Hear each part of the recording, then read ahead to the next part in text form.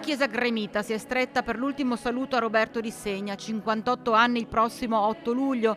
Morto lunedì scorso dopo essere precipitato dal Gran Paradiso mentre si trovava con un compagno di cordata.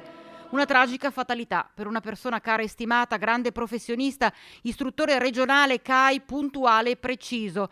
Palpabile l'emozione di Don Teresio Baù, che conosceva Di Segna sin da quando era un ragazzino.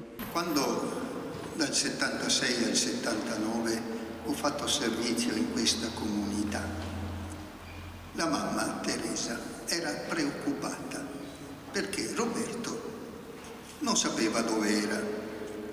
Poi viene a scoprire che con questo disgraziato diacono che amava la montagna aveva preso i preadolescenti e li aveva portati in montagna.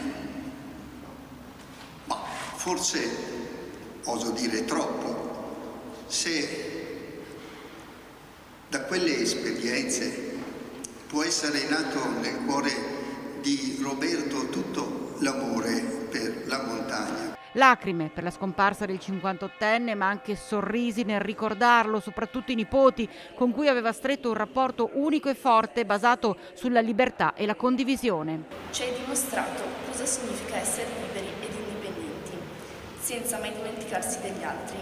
Nella vita sei sempre stato generoso e disponibile.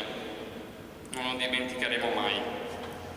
Grazie per tutto quello che ci hai dato. E poi gli amici dell'Aido, di cui Roberto Di Segna era socio donatore, e i compagni CAI. E vorrei immaginare che sei lassù, nel cielo, e ci stai guardando e ci dici: ragazzi, va tutto bene, qui ci sono montagne infinite.